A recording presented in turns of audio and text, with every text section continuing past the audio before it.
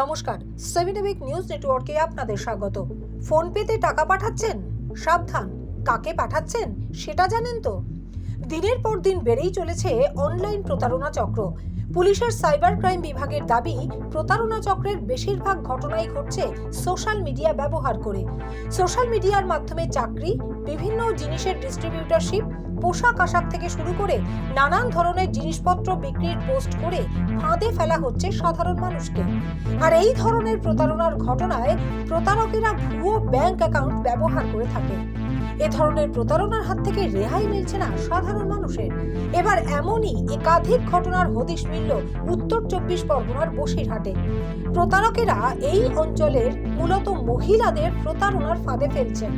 সূত্রের খবর, বসিরহাটের হিঙ্গলগঞ্জের 13 নম্বর স্যান্ডেলের বিল, বাঁকড়া, ডোবর সহ বিভিন্ন এলাকা থেকে একাধিক মহিলার কাছে ফোন করে বিভিন্ন অজুহাতে টাকা চাওয়া হচ্ছে।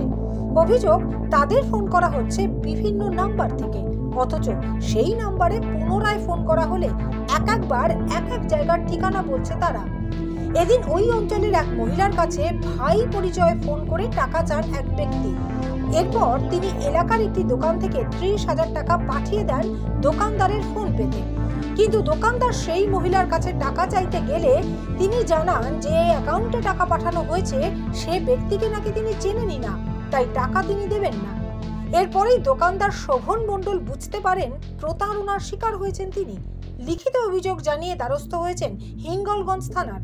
শুনুন কি বললেন প্রতারিত শোভন মণ্ডল।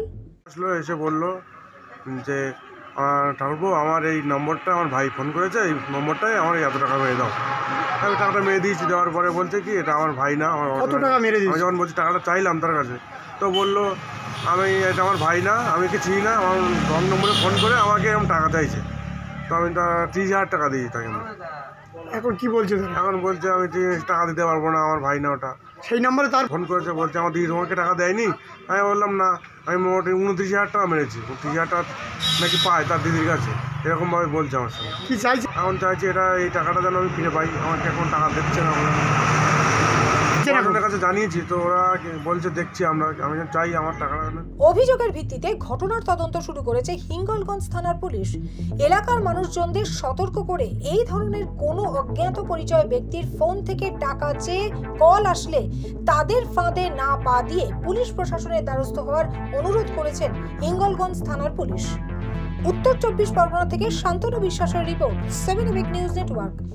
আরও বিভিন্ন খবরের আপডেট জানতে হলে অবশ্যই সাবস্ক্রাইব করুন 7 উইক নিউজ নেটওয়ার্ক চ্যানেলটি, কারণ আপনাদের একটা সাবস্ক্রিপশন আমাদের কাছে অত্যন্ত মূল্যবান। জয় হিন্দ।